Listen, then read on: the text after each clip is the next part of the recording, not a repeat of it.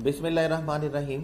बेटे हमारे पास वर्ब्स के टेस्ट की डिस्कशन है और मैं हर दफ़ा आप बेटियों को एक बात बताता हूँ कि पेपर पॉइंट ऑफ व्यू से वैसे हमारे पास दो तरह की अरेंजमेंट बनती है। पहली अरेंजमेंट हमारे पास कौन सी होती है, जो हम ग्रामर के एतबार से पार्ट्स ऑफ स्पीच की बनाते हैं, और दूसरी अरेंजमेंट हमारे पास वो होती है जो हम एमडी कैट के पास पेपर के ट्रेंड्स को और पास पेपर के अकॉर्डिंगली इंपॉर्टेंस के लिहाज से बनाते हैं। लाइक अगर आप पार्ट्स ऑफ स्पीच की बात करेंगे तो पार्ट्स ऑफ स्पीच में हम सबसे पहले रखते हैं नाउन्स को, उसके बाद प्रोनाउंस को, उसके बाद एडजेक्टिव को, उसके बाद आर्टिकल को, वर्ब को, एडवर्ब को, इस तरह हम लेकर चलते हैं। लेकिन पेपर पॉइंट ऑफ व्यू से अगर हम अरेंजमेंट बनाएंगे इंपॉर्टेंस के एतबार से और number of question in paper के एतबार से अगर हम बनाएंगे तो सबसे पहले जो हमारे पास नंबर 1 में पार्ट ऑफ स्पीच आएगा वो हमारे पास प्रेपोजिशंस है। प्रेपोजिशन के बाद दूसरे नंबर पर हमारे पास वर्ब्स हैं और देन हमारे पास नाउन प्रोनाउंस, इस तरह आगे चलते हैं। तो आपने याद रखना है वर्ब्स आपके पास बड़ा इंपॉर्टेंट टॉपिक है। आपके पास सबसे ज्यादा क्वेश्चन प्रेपोजिशंस में से आएंगे और आते हैं, अभी तक के पेपर में सबसे ज्यादा क्वेश्चन प्रेपोजिशंस में से आए हैं और अभी उसके बाद सेकंड क्वेश्चन जो होते हैं वो आपके पास किसके होते हैं, वर्ब्स के होते हैं। लेकिन एक बात है, वर्ब का क्वेश्चन इंतहाई आसान होता है, इंतहाई स्ट्रेट फॉरवर्ड होता है। अगर आपने अपने रूल्स को कैटेगोरिकली तैयार किया हुआ है तो ये जरा भी मुश्किल नहीं होता। तो क्वेश्चन नंबर 1 है बेटे हमारे पास, we knew that he had formerly swam. अब देखिए बड़ी सिंपल बात है, अगर आपके सेंटेंस में हैज, हैव और हैड होता है तो उसके लिए हमें सेकंड या फर्स्ट फॉर्म नहीं लिखनी होती, उसके लिए हमें कौन सी फॉर्म लिखनी होती है, थर्ड फॉर्म लिखनी होती है। पास्ट पेपर में ये क्वेश्चन आ चुका है। पास्ट पेपर में आपके पास चैप्टर है डार्क दे वर गोल्डन आइड। डार्क दे वर गोल्डन आइड में एक सेंटेंस है, rubber tides upon which children had swung. Had के साथ थर्ड फॉर्म स्वंग लिखी हुई है, लेकिन पास्ट पेपर में उसको हैड स्विंग बना के लिखा हुआ है। आपने रूल याद रखना है, हैज, हैव और हैड के साथ वर्ब की कौन सी फॉर्म आएगी, थर्ड फॉर्म। वर्ब्स का जो क्वेश्चन होता है बेटे इंतहाई आसान होता है, मैं दोबारा बोल रहा हूं। आपने अगर अपने रूल्स को, आपने अपने स्ट्रक्चर को अगर कैटेगोरिकली तैयार किया हुआ है, प्रिपेयर किया हुआ है, तो फिर आपको वर्ब का क्वेश्चन जरा सा भी परेशान, जरा सा भी कंफ्यूज नहीं करेगा। क्वेश्चन नंबर 2 में if more Nations would have, आप देखें इफ का वर्ड जहां पर भी आ जाता है इसका मतलब हमारे पास क्या होता है बेटे, कंडीशनल सेंटेंसेस। ठीक है, इफ का मतलब हमारे पास क्या होता है, कंडीशनल सेंटेंसेस। कंडीशनल सेंटेंसेस का पूरा एक क्लिप है कंडीशनल सेंटेंसेस के 4 स्ट्रक्चर के ऊपर, वो आप सुन लीजिएगा। इस डिस्कशन से पहले आपको वो मिलेगा।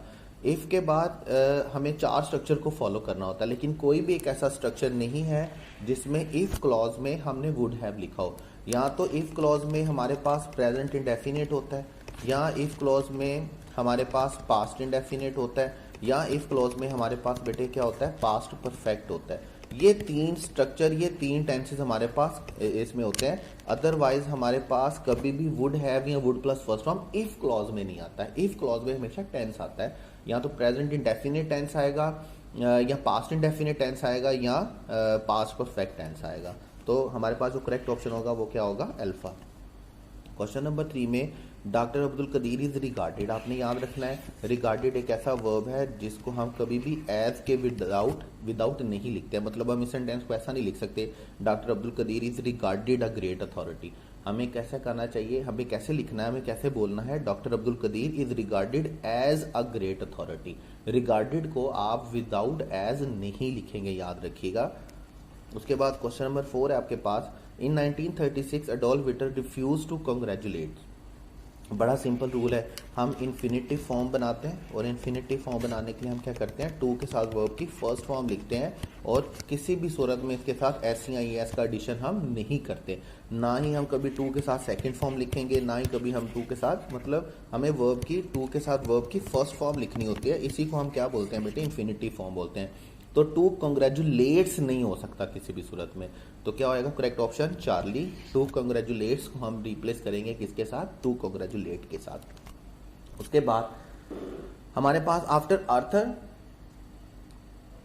Arthur returned. अब देखें बात याद रखिएगा, ग्रामर का रूल है कि आफ्टर के बाद हमें सेंटेंस में हमें 2 ऑप्शन मिलती हैं, या तो आफ्टर के बाद कोई नाउन आएगा और ये नाउन इवेंट फॉर्म में होगा। इवेंट फॉर्म का मतलब ये है, लाइक मैं बोलता हूँ लेक्चर, लाइक मैं बोलता हूँ क्लास, लाइक मैं बोलता हूँ डिनर, लाइक मैं बोलता हूँ कन्वर्सेशन, किसी भी सूरत में हमारे पास कोई इवेंट फॉर्म होगी। अब देखिए ना, मैन भी नाउन है, बुक भी नाउन है, लेकिन मैं ऐसा सेंटेंस नहीं स्टार्ट कर सकता कि आफ्टर मैन या आफ्टर बुक, ठीक है, ऐसा नहीं मैं बोलूंगा। मुझे बोलना होगा after lecture, after class, after celebration, after festivity, after ceremony, after dinner, after lunch, after conversation, मतलब कोई भी कुछ भी हो, आफ्टर के बाद मुझे जो नाउन लिखना है वो किस फॉर्म में होना चाहिए, वो इवेंट फॉर्म में होना चाहिए। या अगर आफ्टर के बाद अगर टेंस आएगा तो एक पक्का रूल याद रखिएगा, अगर आफ्टर के बाद टेंस आएगा तो एक ही टेंस आएगा, और वो टेंस कौन सा हमारे पास, पास्ट परफेक्ट टेंस है, याद रखिएगा। आफ्टर के बाद अगर हम टेंस लिखेंगे तो कौन सा टेंस लिखेंगे, past perfect. After Arthur return नहीं होगा, बल्कि क्या होगा, after Arthur had return. After के बाद हमारे पास दो ऑप्शन होती हैं, या तो हम आफ्टर के बाद वर्ब लिखेंगे, या हम नाउन लिखेंगे इवेंट फॉर्म में, या हम आफ्टर के बाद बेटे क्या लिखेंगे, टेंस अगर लिखते हैं तो टेंस किस फॉर्म में होना चाहिए, पास्ट परफेक्ट फॉर्म में। तो करेक्ट ऑप्शन बेटे आपके पास कौन सा होगा, अल्फा। रिटर्न को हम किसके साथ रिप्लेस करेंगे, हैड रिटर्न के साथ। क्वेश्चन नंबर 5 है the result of the laboratory test. जब हम ऑफ के साथ दो नाउन को कंबाइन करते हैं, जैसे हमने यहाँ पर टेस्ट और रिजल्ट को किया है, तो हम नाउन 1 को क्या करते हैं, प्रेफर करते हैं।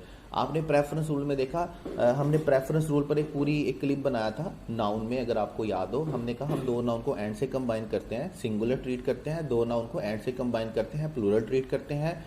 अगर हम दो नाउन को कंबाइन करते हैं विद के साथ, अलोंग विद के साथ, टुगेदर विद के साथ, इन एडिशन टू के साथ, एज वेल के साथ, एक्सेप्ट के साथ, बट के साथ, या ऑफ के साथ, तो फिर हमारी प्रेफरेंस फर्स्ट नाउन होता है, ठीक है। अब फर्स्ट नाउन है तो हमने आर या इज किसके अकॉर्डिंगली लिखना है, रिजल्ट के अकॉर्डिंगली। फर्स्ट नाउन को जब हम प्रेफर करेंगे, फर्स्ट सब्जेक्ट को हम प्रेफर करेंगे, तो आर नहीं लिखेंगे, बल्कि हमें क्या लिखेंगे, इज लिखेंगे। The result of the laboratory test are नहीं होगा, बल्कि क्या होगा, the result of laboratory test is. उसके बाद at last the physicians agree that this disease can not be. एक बात पल्ले बांध लीजिएगा, इंग्लिश का बड़ा पक्का ठुका हार्ड एंड फास्ट रूल होता है हमारे पास, कि अगर सेंटेंस का फर्स्ट पार्ट पास्ट में है तो सेकंड लाजमी किस में होगा, पास्ट में होगा। अगर सेंटेंस का फर्स्ट पार्ट पास्ट में है तो सेकंड पार्ट किस में होगा, पास्ट में होगा। जैसे यहां पर अगर एग्रीड लिखा हुआ है तो उसके बाद मैं कैन नॉट नहीं लिखूंगा, मुझे कैन नॉट को किस में चेंज करना होगा बेटे, कुड नॉट में चेंज करना होगा, ठीक है। अगर सेंटेंस का फर्स्ट पार्ट पास्ट में है तो सेकंड पार्ट भी किस में होगा, पास्ट में। इसके अलावा मेरे पास कोई ऑप्शन इंग्लिश में नहीं है। इंग्लिश का हार्ड एंड फास्ट रूल याद रखिएगा, अगर सेंटेंस का फर्स्ट पार्ट पास्ट में है तो सेकंड किस में होगा, पास्ट में। इज एम आर है तो वाज वर आएगा, हैज है तो हैड आएगा, कैन है तो कुड आएगा, मे है तो माइट आएगा, विल है तो वुड आएगा, और शैल है तो शुड आएगा, ठीक है। ये याद रखिएगा, इसको भूलना नहीं है। उसके बाद क्वेश्चन 8 है he hope that he would learn to quickly run. देखें, हम इन्फिनिटिव को स्प्लिट नहीं करते हैं, इसको हमें कैसा लिखना है, टू रन क्विकली। हम इसको कैसे लिखेंगे, टू रन क्विकली। हम टू रन क्विकली लिखेंगे, टू क्विकली रन नहीं लिखेंगे। इन्फिनिटिव को हमने किसी भी सूरत में स्प्लिट करके नहीं लिखना, याद रखिएगा। उसके बाद क्वेश्चन नंबर 9 है although it started as a cottage industry, keropok making has now developed। जब हम हैज का वर्ड लिखेंगे तो फिर हम डेवलप नहीं लिखेंगे बेटे, फिर हम क्या लिखेंगे, डेवलप।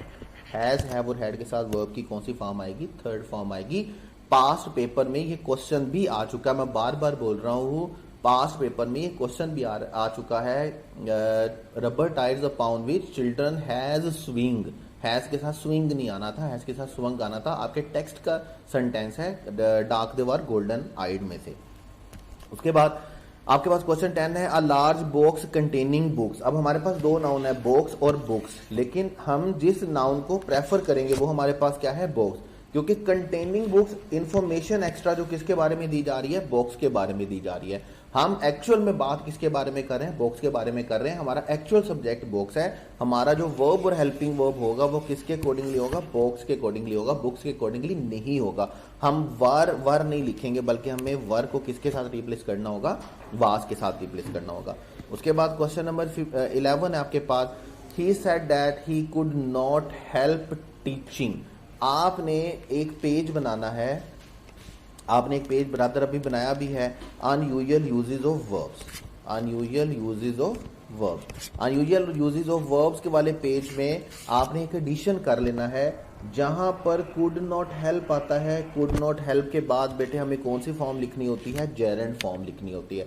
कुड नॉट हेल्प के बाद हम बट नहीं लिखेंगे तो अल्फा और चार्ली गलत हुआ, और कुड नॉट हेल्प के बाद टू टीच नहीं लिखेंगे, अल्फा चार्ली बीटा भी क्या हुआ, गलत हुआ। एक ही करेक्ट ऑप्शन आपके पास, और वो करेक्ट ऑप्शन आपके पास कौन सा बेटे, डेल्टा। कुड नॉट हेल्प के बाद हमें जेरेंट लिखना होता है। ये आपका जो पेज है अनयूजुअल यूजेस ऑफ वर्ब्स, उसमें आपने इसको ऐड कर लेना है। अभी तक अनयूजुअल यूजेस ऑफ वर्ब में जो कुछ हमने लिखा वो हमने लिखा है, वुड रादर के साथ फर्स्ट फॉर्म आएगी, वुड रादर डैट के साथ सेकंड फॉर्म आएगी, वुड रादर प्रोनाउन होगा तो सेकंड फॉर्म आएगी, हैड बेटर के साथ फर्स्ट फॉर्म आएगी, वुड बेटर के साथ फर्स्ट फॉर्म आएगी, मेक और मेड के साथ फर्स्ट फॉर्म आएगी, गेट और गोट के साथ फर्स्ट फॉर्म आएगी, और उसमें हमने कहा लेट के साथ फर्स्ट फॉर्म आएगी, नीड के साथ फर्स्ट फॉर्म आएगी, डेयर के साथ फर्स्ट फॉर्म आएगी। आज हम उस पेज में 2 4 5 एडिशन करेंगे। वो एडिशन में से पहला एडिशन आपके पास कौन सा है कि कुड नॉट हेल्प के साथ हमें कौन सी फॉर्म यूज करनी है, जेरेंट फॉर्म यूज करनी है। कुड नॉट हेल्प के साथ, कैन नॉट हेल्प के साथ हमें जेरेंट फॉर्म यूज करनी है, भूलना नहीं है आपने। करेक्ट ऑप्शन डेल्टा होगा। क्वेश्चन 12, अभी जैसे मैं बात कर रहा था अनयूजुअल यूजेस ऑफ वर्ब में, हमने कहा लेट के साथ बेयर इन्फिनिटिव आएगा यानी कि फर्स्ट फॉर्म आएगी, नीड के साथ बेयर इन्फिनिटिव आएगा यानी कि फर्स्ट फॉर्म आएगी, और डेयर के साथ बेयर इन्फिनिटिव आएगा, फर्स्ट फॉर्म आएगी। इसी तरह हेल्प के साथ भी बेयर इन्फिनिटिव आएगा, मतलब फर्स्ट फॉर्म आएगी। My brother helped me solve, ना तो हम टू सोल्व लिखेंगे, ना ही हम हेल्प्ड मी इन यूज ऐसा भी नहीं लिखेंगे, हेल्प मी टू सोल्विंग भी नहीं लिखेंगे। करेक्ट ऑप्शन बेटे आपके पास कौन सा होगा, beta. Unusual uses of verb वाले जो पेज है उसमें आप एक नया एडिशन करेंगे, हेल्प के साथ, बिल्कुल हेल्प के साथ उसी तरह बेयर इन्फिनिटिव आएगा जिस तरह डेयर के साथ, नीड के साथ और लेट के साथ। तो करेक्ट ऑप्शन बेटे आपके पास कौन सा होगा, बीटा।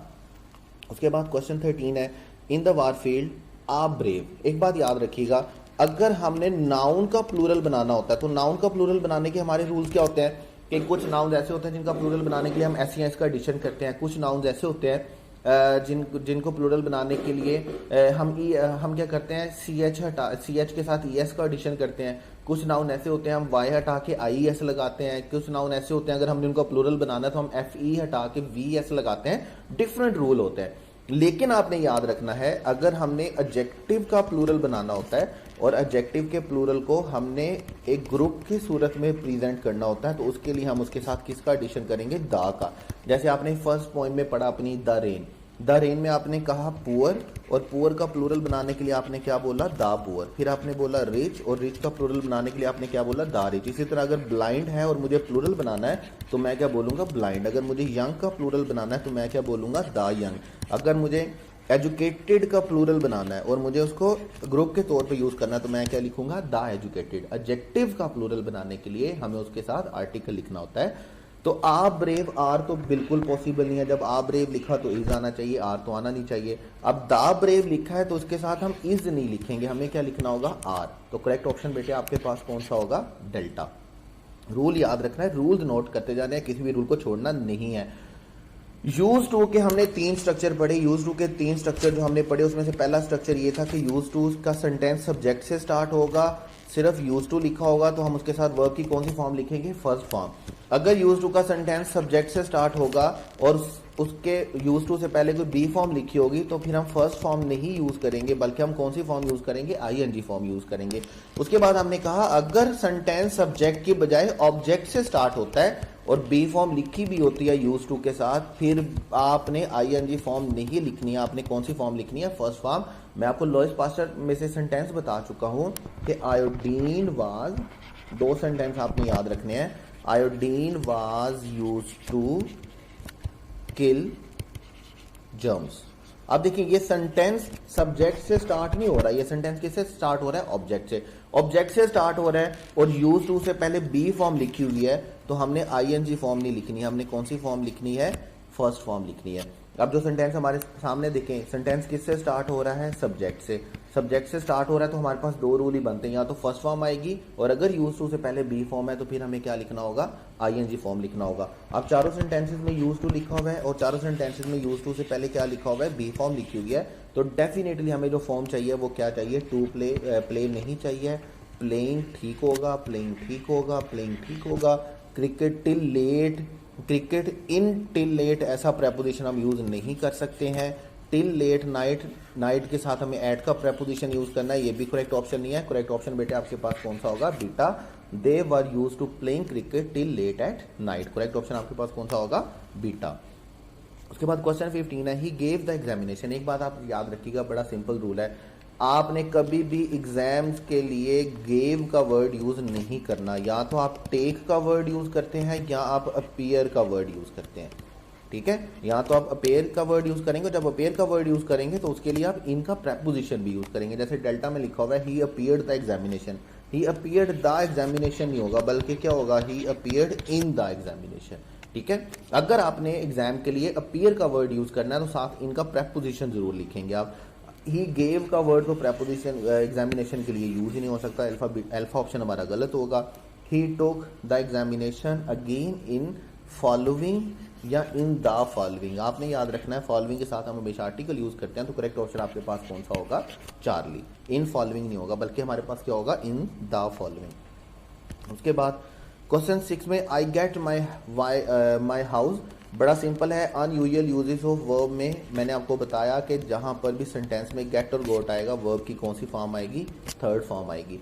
आई गेट, इन चारों सेंटेंसेस में अल्फा बीटा चार्ली में गेट लिखा हुआ है, तो हमें वाइट वॉश नहीं लिखना है, हमें टू वाइट वॉश नहीं लिखना है, बल्कि हमें कौन सा ऑप्शन चाहिए है? White wash. अगर सेंटेंस में गेट और गोट का वर्ड लिखा हुआ है तो उसके साथ हमें वर्ब की थर्ड फॉर्म लिखनी है। थर्ड फॉर्म के अलावा ना तो हम बेयर इन्फिनेटिव लिखेंगे, ना हम जेरेंट लिखेंगे और ना ही इन्फिनेटिव लिखेंगे। करेक्ट ऑप्शन आपके पास कौन सा होगा? अल्फा। उसके बाद क्वेश्चन 17 है, इन स्पाइट ऑफ एंड डिस्पाइट। पहली बात तो आपने याद रखनी है, ये दो वर्ड होते हैं, इन स्पाइट ऑफ होता है और डिस्पाइट होता है। कभी भी आप डिस्पाइट को प्रेपोजिशन के साथ नहीं लिखेंगे, कभी भी आप डिस्पाइट को डिस्पाइट ऑफ नहीं लिखेंगे, गलत हो जाएगा। और कभी भी आप इंस्पाइट को विदाउट प्रेपोजिशन नहीं लिखेंगे, उसको आपने विदाउट प्रेपोजिशन नहीं लिखना है और उसको आपने विद प्रेपोजिशन नहीं लिखना है। बाकी बच गई हमारे पास दो sentence, in spite of his physical weakness he would worked hard to success, despite his physical weakness he worked hard. आप देखिए वुड के साथ कभी भी सेकंड फॉर्म नहीं आती है, वुड के साथ, बल्कि जितने भी मॉडल एक्सिलरी हैं उनके दो स्ट्रक्चर मैंने आपको बताया था। मॉडल एक्सिलरी अगर एक्टिव है तो वर्ब की कौन सी फॉर्म आएगी? First form. और अगर मॉडल एक्सिलरी पैसिव है तो वर्ब की कौन सी फॉर्म आएगी बेटे? थर्ड फॉर्म आएगी।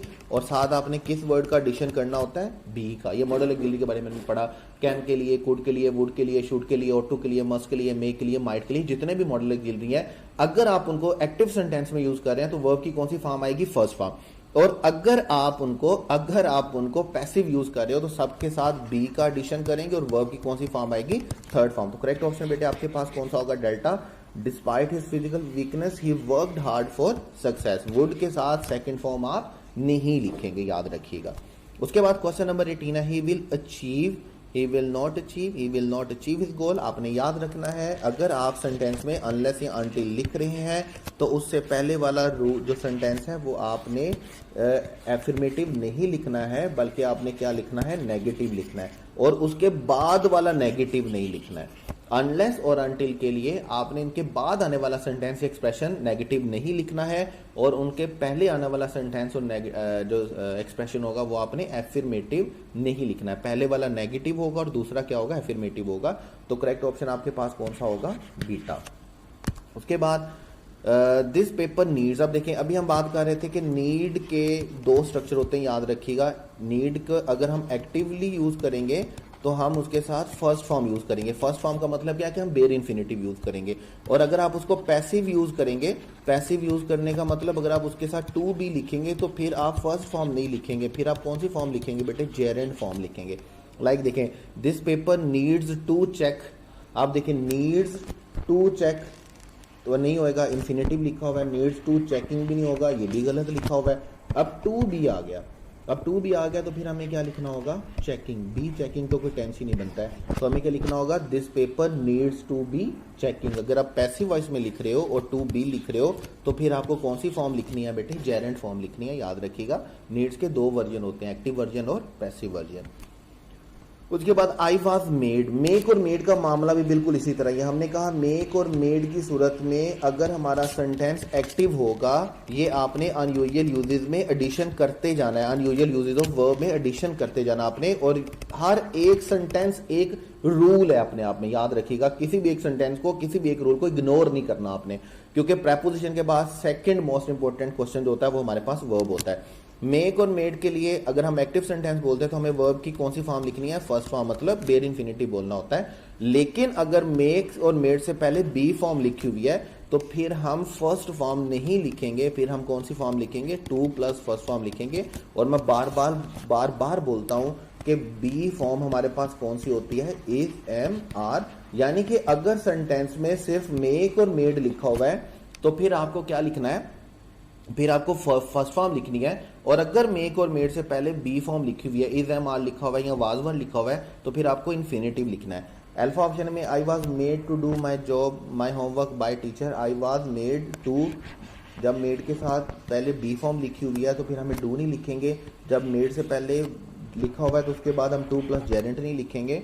अब दो ऑप्शन हमारे पास बचते हैं, आई वाज मेड डू होम, यहाँ पर अगेन वही एरर है। तो करेक्ट ऑप्शन बेटे हमारे पास कौन सा होगा? Alpha, I was made to do my home. ठीक है, अगर मेक और मेड लिखा हुआ है तो वर्ब की फर्स्ट फॉर्म आएगी, लेकिन अगर मेक और मेड से पहले बी फॉर्म लिखी हुई है तो फिर आपके पास क्या आएगा?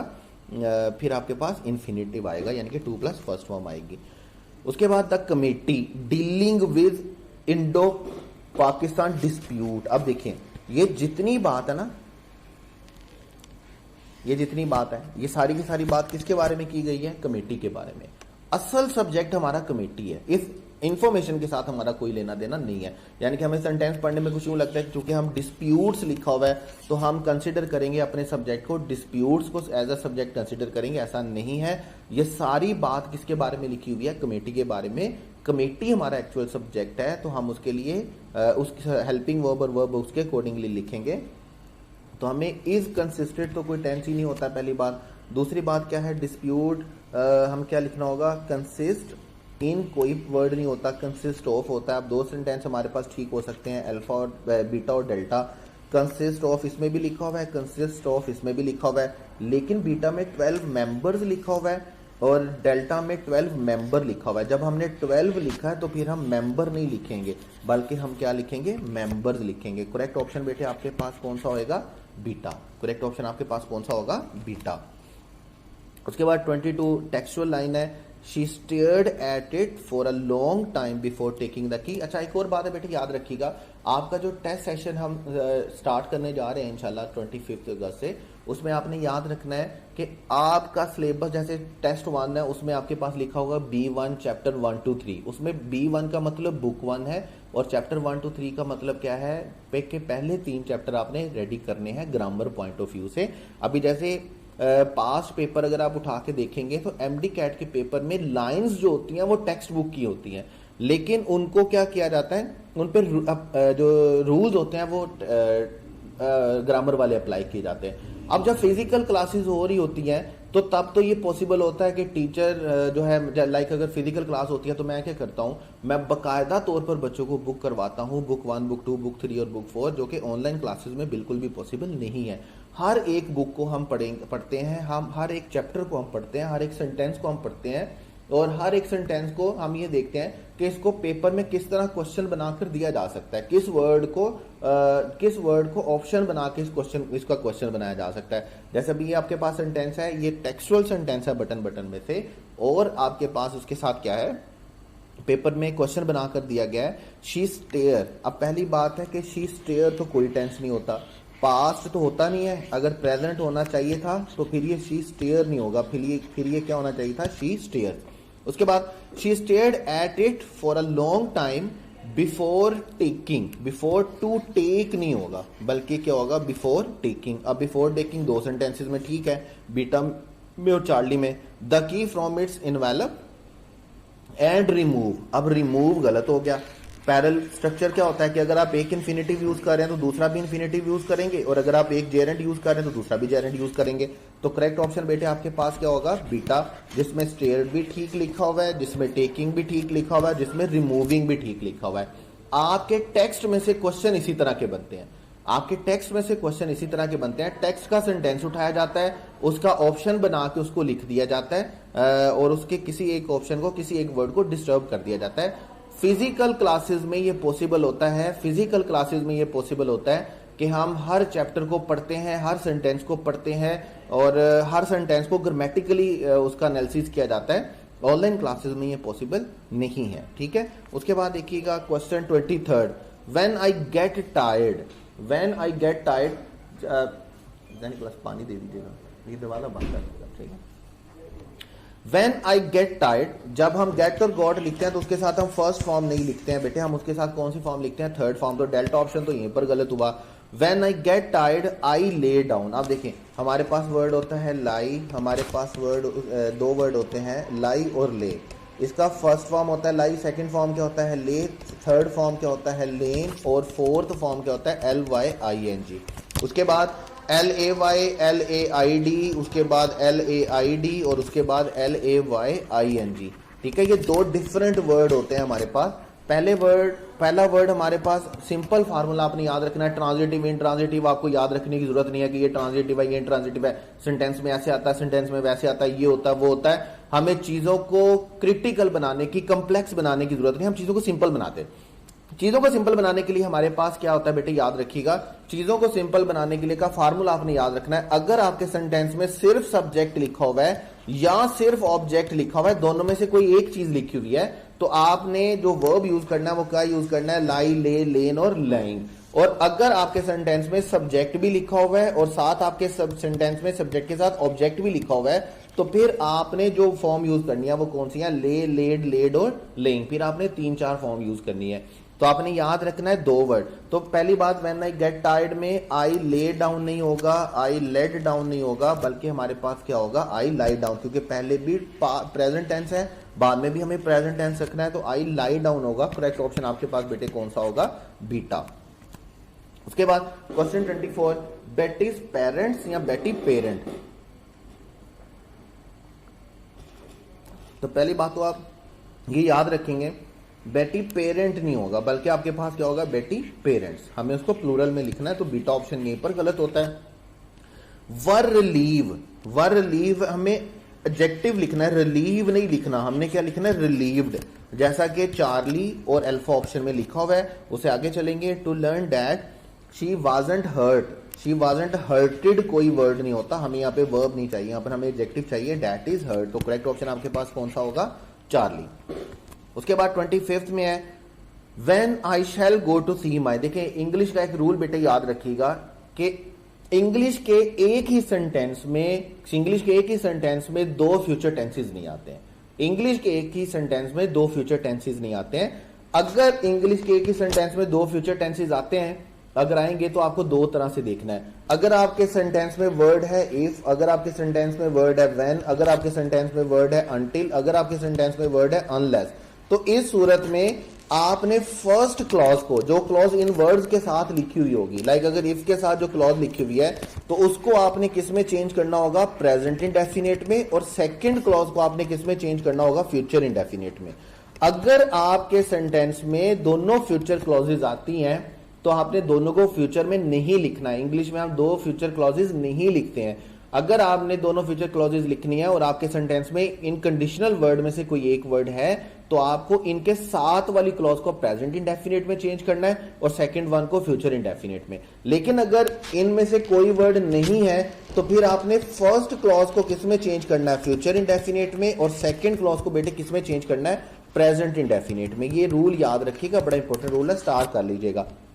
अब देखिए यहां पर जो सेंटेंस हमारे पास लिखा हुआ है, उसमें अल्फा, बीटा, चार्ली और डेल्टा चारों ऑप्शन को किसके साथ स्टार्ट किया गया है, व्हेन के साथ स्टार्ट किया गया है। अब जब व्हेन के साथ स्टार्ट किया गया है, तो फर्स्ट क्लॉज को हम किसी भी सूरत फ्यूचर से स्टार्ट नहीं करेंगे, फर्स्ट को हमें किससे स्टार्ट करना होगा, प्रेजेंट से। तो करेक्ट ऑप्शन बेटे हमारे पास कौन सा होगा, beta.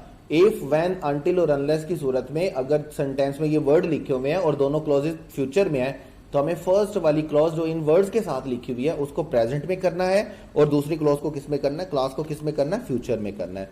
I can't believe I जब हमने कांट लिख दिया तो हम बिलीव्ड का वर्ड यूज नहीं करेंगे। मैं बार बार बोलता हूं, जितने भी मॉडल एक्सिलरी हैं हम उनको सेंटेंस में दो तरह से लिखते हैं। अगर एक्टिव सेंटेंस है तो फर्स्ट फॉर्म आएगी, पैसिव सेंटेंस है तो बी आएगा और थर्ड फॉर्म आएगी। She is getting her hair, जब हम गेटिंग लिखेंगे तो कलर्स नहीं लिखेंगे। तो हमारे पास दो सेंटेंस बचते हैं, वो कौन से हैं? बीटा और delta. I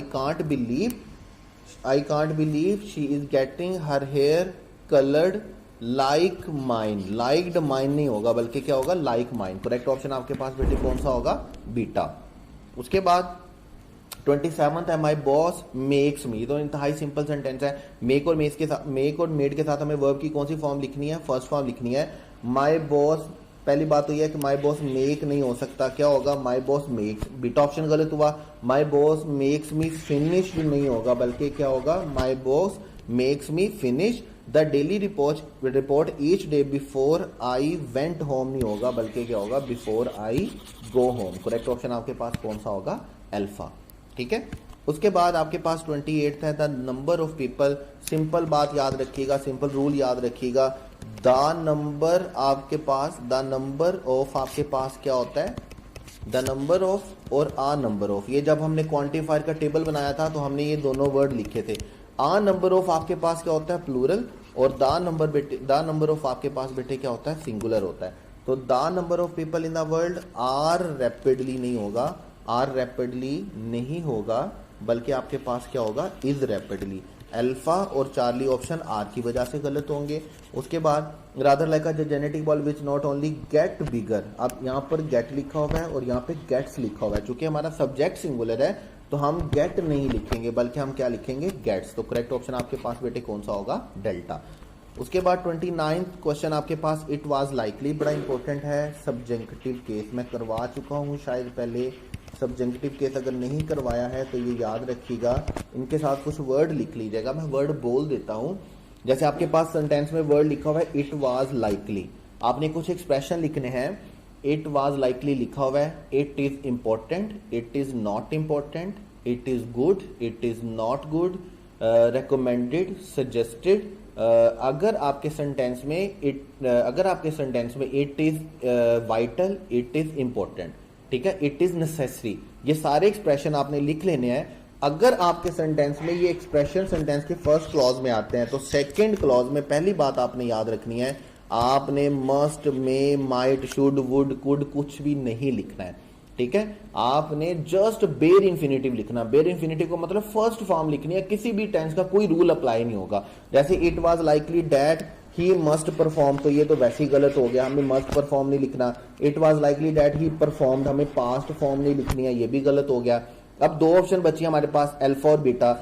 that he performs better या ही परफॉर्म बेटर। अब अगर आप प्रेजेंट इंडेफिनिट के रूल से देखोगे तो ही परफॉर्म बिल्कुल ठीक स्ट्रक्चर है और ही परफॉर्म नहीं होता है, लेकिन हमें यहाँ पर किसी टेंस को फॉलो नहीं करना, जस्ट फर्स्ट फॉर्म लिखनी है, बेयर इंफिनिटिव लिखना है। इसको हम बोलते हैं subjunctive case.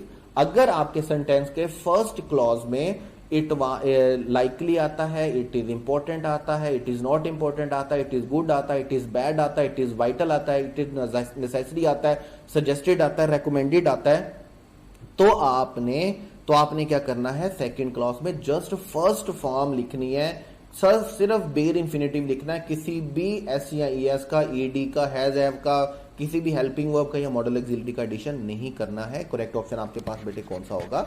Beta.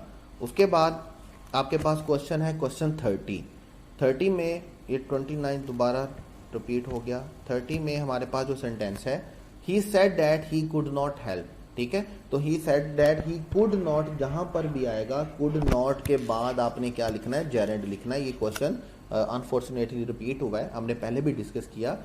Could not help के बाद जेरेंड फॉर्म आएगी अनयूजुअल यूजेज ऑफ वर्ब्स में, ये आपने लिख लेना काइंडली।